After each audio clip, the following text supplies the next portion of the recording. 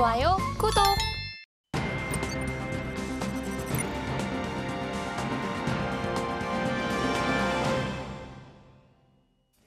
나스닥 선물 차트입니다. 금리 인하에 민감한 기술주가 상승을 하면서 어제 나스닥 선물도 0.9% 정도 상승으로 마감을 했습니다.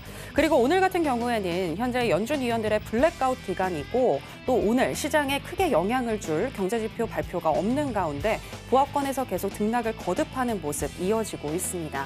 그래도 개장 이후에 우상향하면서 10시 44분경에는 19,501포인트까지 터치를 했고요. 그 이후에는 횡보하는 흐름 나타나고 있습니다. 현재 시점에서는 0.09% 정도 상승한 19,465포인트 지나가고 있습니다. 자, 그럼 나스닥과 관련한 이슈도 체크해 보겠습니다. 네, 오늘은 글로벌 통화 정책에 대해서 짚어보도록 하겠습니다. 어제 유럽 중앙은행 ECB가 금리 인하를 단행을 했는데요. 어제 지난 6월에 이어서 두 번째로 25bp 금리 인하를 단행한 것입니다.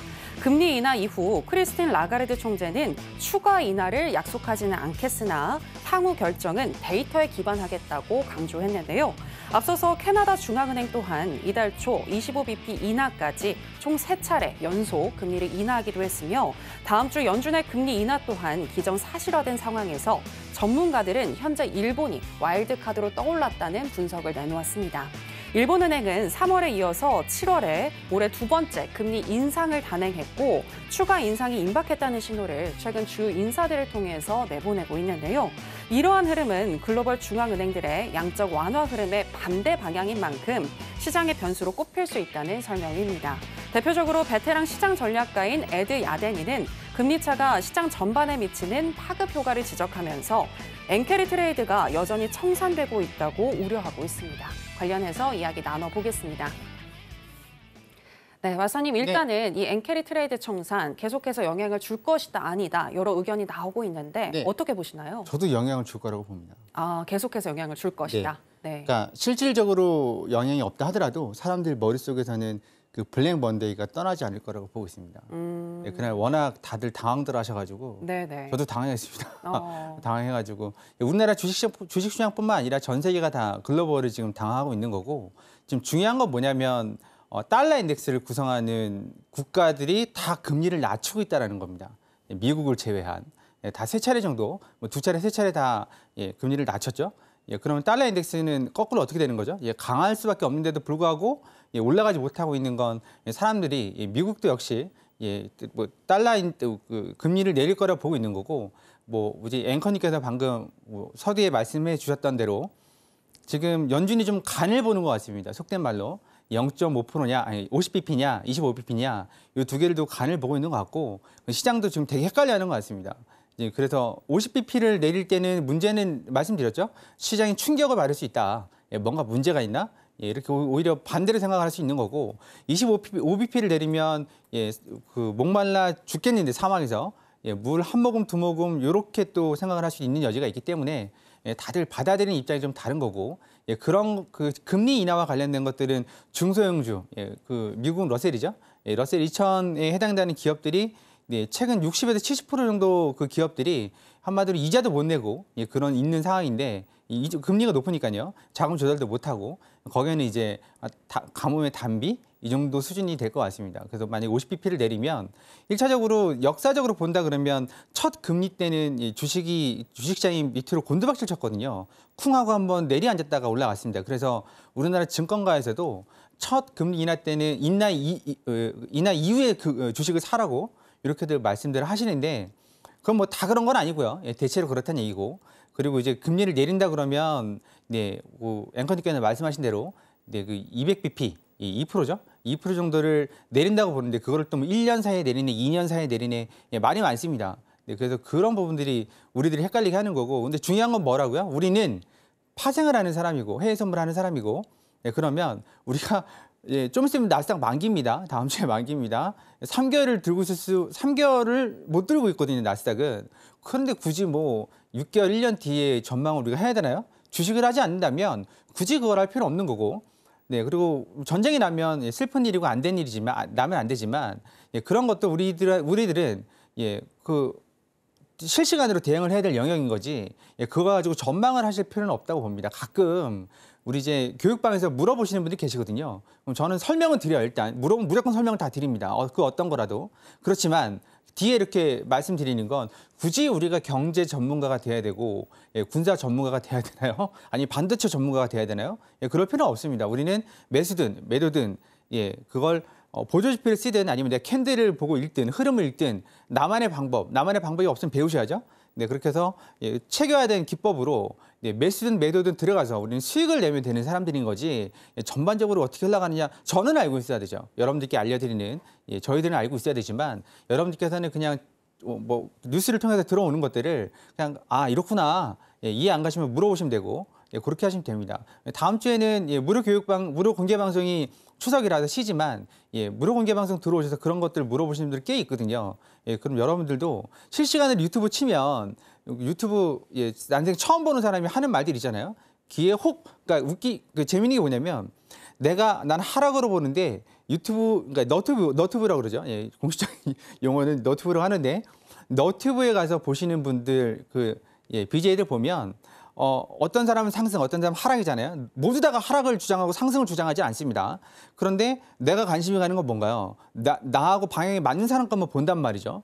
네. 근데 그 사람들이 여러분들의 소중한 자산들을 책임져 줄 사람도 아니고, 네. 근데 서울경제 TV에 나오는 마스터들은 적어도 그 정도는 아니란 얘기죠. 다들 어느 정도 경력들이 다 있는 사람들이기 때문에 공개적으로 그래서 지식들은 여기 서울경제 TV에서 담아가시면 되고 매매 기법들은 자신이 연구를 하시든가 아니면 여기서 서울경제 TV 나오는 마스터들 분들을 통해서 도움을 받으시면 될 것 같습니다. 지금 유럽이든 캐나다든 호주든 다 내리고 있는 상황이고. 이제 앵커님께서 말씀하신 대로 그럼 일본이 관건이다. 관건이죠. 2008년도 금융위기 때도 일본 혼자서 딴짓거리 하다가 다른 데 다 금리 내릴 때 혼자 올린다고 딱 하다가 금융위기가 터진 거거든요.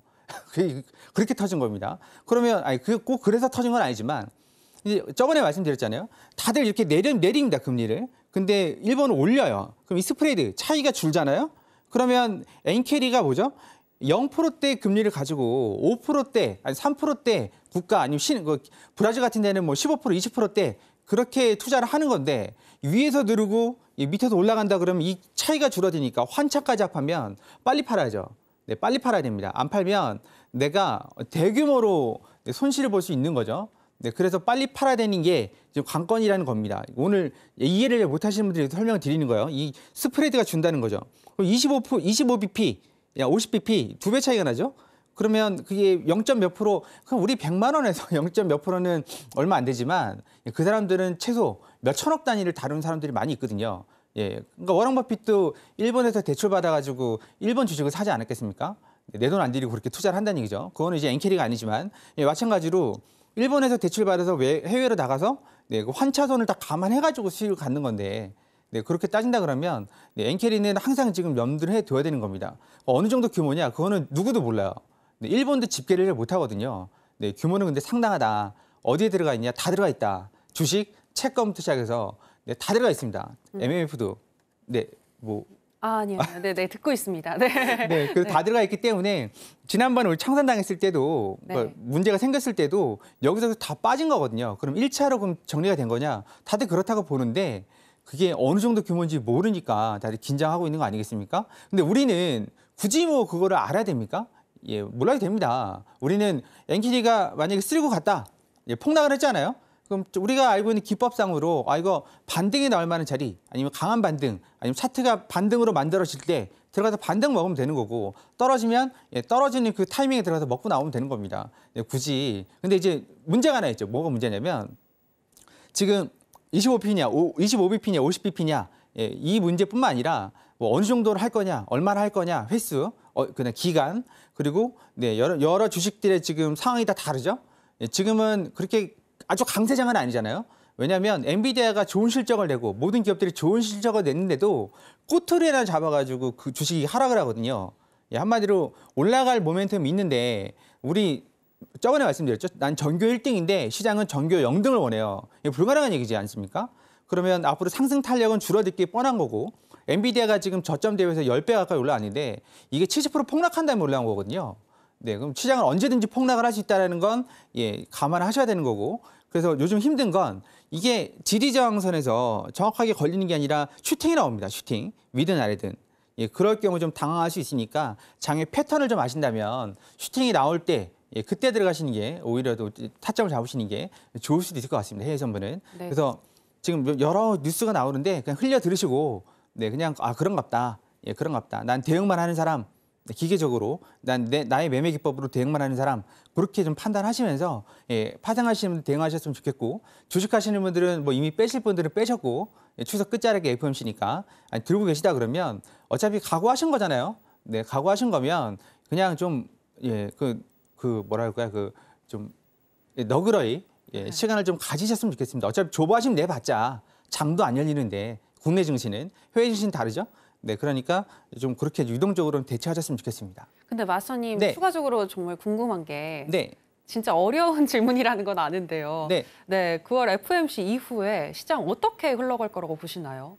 그러니까 상승을 할까 아니면 하락을 할까요? 그게 네. 뭐 저도 여러 가지 보고서를 하루에 리포트를 최소 10개 이상을 보고 있는데 돈 내고 보고 있습니다. 네. 네, 그런데 그 너튜브 아니에요. 예, 돈 내고 보고 있습니다. 의견이 거의 반반이에요, 반반. 네, 이거는 진짜 뭐라고 얘기할 수 없습니다. 보통은 증시가 작년에도 이 자리에서 말씀드렸는데 예, 9월 달에 약세, 10월 달에 더 약세, 그리고 중순 이후에 반등. 그래서 10월 중순 말에서 저점, 11월부터 상승. 작년에 그렇게 말씀드렸거든요. 미증시가 그렇게 올라가요. 네, 그렇게 올라가는데 올해는 좀 빨리 올 것 같다는 의견이 많습니다. 그러니까 10월 중순 말에서 저점을 잡는 게 아니라 그 전에 9월 말에서 저점을 잡을 확률이 높다고들 말을 하고 있어요. 9월 말 10월 초. 그 이유가 대선 때문에 그런 거고 예, 그렇게 말씀드린 답이 나온 거죠. 저는 예, FOMC 이후에 좀 상승을 하지 않을까. 근데 이게 좀 변수가 있죠. 25bp냐 50bp냐에 따라 다른 거고. 네, 그리고 그간에 FOMC 때까지 지금 일주일 정도 남은 거지 않습니까? 그간에 많이 뛰어논다 그러면 당연히 차익 실현이 나오는 거죠. 밑으로 내려가는 거죠. 그러니까 지금 이 자리에서 예, 그냥 일주일 뒤를 대충 예측하라 그러면 예측은 하겠지만 중요한 건 큰 이벤트가 있는 상태에서 일주일 뒤를 보라 그러면 지금 이 수준에 있다 그러면 좀 올라갈 것 같은데 만약 이게 2만을 넘어간다 그러면 차익 실현이 한번 크게 나올 수도 있을 것 같습니다. 예, 알겠습니다. 일단은 블랙 먼데이의 잔상 때문이라도 엔캐리 트레이드의 청산, 이 영향은 또 한 번 나타날 수 있을 것 같다라고 분석을 해주셨습니다. 그리고 9월의 금리 인하 폭에 대해서는 아직까지 뭐라고 딱 단정 짓기는 어렵지만 여기서 우리가 중요한 것은 9월 금리 인하 결과를 잘 살펴보고 내 매매에 잘 적용을 시키는 것이다라고 얘기를 해주셨는데요. 자, 그렇다면 오늘 같은 경우는 어떤 전략 가지고 가야 할지 알아보도록 하겠습니다. 마스터님, 네. 말 준비해 주시고요. 네. 하나, 둘, 셋, 빠밤. 매수 사인 주셨습니다. 네. 네, 오늘 왜 매수일까요? 차트를 좀 보도록 하죠, 우리. 네. 자, 차트 보면 일봉상 차트가 이렇게 되어 있습니다. 이게 일목균형표상 이렇게 되어 있는 앞에가 음운이고 앞에가 절벽이죠. 그러면 이게 뜨기가 쉽지가 않습니다. 그러면 예, 우리가 보통 여기서 매도를 때려야 되는데 어제 저점은 제가 거의 정확하게 잡아냈습니다. 180, 190 그 자리가 이 자리거든요. 네, 이 자리 음운 상단 이 자리가 그 자리였고 근데 중요한 건 네, 여기서부터 이제 이게 올라가야지 이게 닫혀야 됩니다. 오늘 예, 우리 교육방에 계신 분들한테도 말씀드렸는데 이 앞자리가 닫혀야 됩니다. 어떻게 닫혀야 되냐면 이렇게 해서 양온으로 닫혀서 양온이 나와야 됩니다. 붉은 구름이 안 나오면 이 62평선 맞고 떨어질 수 있습니다. 네, 그건 좀 보셔야 되고 그러면 이게 어떻게 되는 거냐? 예, 좀 캔들을 좀 세보죠. 여기서부터 여기서부터 여기까지가 잠깐만요. 여기서부터 여기까지가 네. 9개가 지금 여기입니다. 이 전환선이 여기서 이 캔들이 작동이 되는 거고 기준선은 26개니까 이제 여기입니다. 그러면 오늘이 지나고 나면 이게 삭제가 되는 거거든요. 이게 삭제가 됩니다. 예, 그러면 이 정도만큼 삭제가 되면 예, 기준선이 곧 이게 올라가는 거죠. 지금 평균이니까 9개 평균이니까 검은선이 올라갑니다. 올라가면서 전환선도 마찬가지죠. 아니 기준선도 마찬가지죠. 저점이 삭제가 되니까 이만큼 차이만큼 올라갑니다. 이미 올라가고 있으니까 그러면 오늘 끝나고 다음 주 월화 중으로 이게 닫히지 않으면 네 FOMC 치고 보고 다 떠나서 내려옵니다. 네, 그래서 그 부분을 좀 보셔야 됩니다. 무조건 상승이 아니라는 말이에요. 지금 그래서 일목균형표로 본다 그러면 이게 정확한 거거든요. 그래서 월요일, 화요일 중으로 이게 닫혀야 됩니다. 그래 FOMC 때 상승을 기대해 볼 수 있는 거지. 만약에 열려있는 상태로 FOMC를 맞이한다. 한마디로 열려있다는 얘기도 여기서 횡보한다는 얘기거든요. 횡보하면 FOMC는 떨어질 수밖에 없습니다. 네, 그렇게 되고 그리고 오늘은 지금 보시면 네, 이게 62평선까지 오늘 가지는 못할 거거든요. 62평선이 지금 544죠? 544. 지금 480입니다. 얼마 남지 않았지만 이 62평선 한 방에 뚫을 수 있느냐? 과거를 보죠. 과거의 프랙탈, 과거의 그 데이터죠. 보시면 여기에 62평선을 맞고 계속 떨어졌습니다. 물론 양은 하단을 맞고 떨어진 것도 있겠지만 여기는 62평선 또 걸려서 지지를 해줬죠. 녹색이 62평선입니다. 544. 이 자리가 좀 544, 544, 550. 이 자리가 강한 저항이 될 가능성이 크고 밑으로 내려온다 그러면 이게 22평선입니다. 네, 그래서 22평선은 368, 350 이 정도가 됩니다.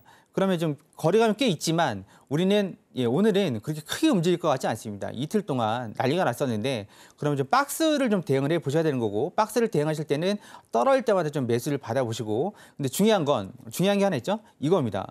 뭐냐면 이거예요, 이거. 이게 뭐냐? 새벽 3시만 넘으면은 누가 빼요. 이만큼 뺍니다, 그냥. 한 방에. 한 5분, 10분 만에 빼버립니다. 그러니까 뭐 늦은 시간에는 좀 조심하셔야 됩니다. 네, 그렇지만 뭐 이 이전에 매매를 하신다 그러면 떨어질 때마다 이런 자리도 있죠. 19,400, 425 막 이런 떨어지면 매수를 받아보시고 난 그거 잘 모르겠다 그러시면 일목균형표 활용해서 여기가 양인지 음인지 보시면서 대응을 하시면 될 것 같고 위로는 540, 550까지 열려 있다고 말씀드릴 수 있을 것 같습니다. 자세한 내용들은 우리가 일목이 3일 마스터 과정을 하고 있거든요. 교육방에 상당히 많은 분들이 참여를 하고 있고 만족도라고 계십니다. 일목균형표를 알면 뭐 다들 차트는 후행성이라고 말씀하시는데 보조지표들은 그렇지는 않습니다. 제가 왜 그렇지 않은지를 직접 보여드리고 있거든요. 방금도 보여드렸죠. 이게 만약에 주가가 어떻게 움직이냐에 따라서 이게 캔들이 삭제가 되면서 선들이 움직이면서 앞에 구름대를 변화시키고 그다음에 그 차트를 또 변형시키면서 주가가 움직인다는 거를 보여드리고 있기 때문에 다들 만족을 하고 계십니다. 그래서 일목이 3일 마스터는 연휴 끝나고 또 진행이 되니까 그렇게 좀 참고하시면 될 것 같습니다. 좋아요, 구독!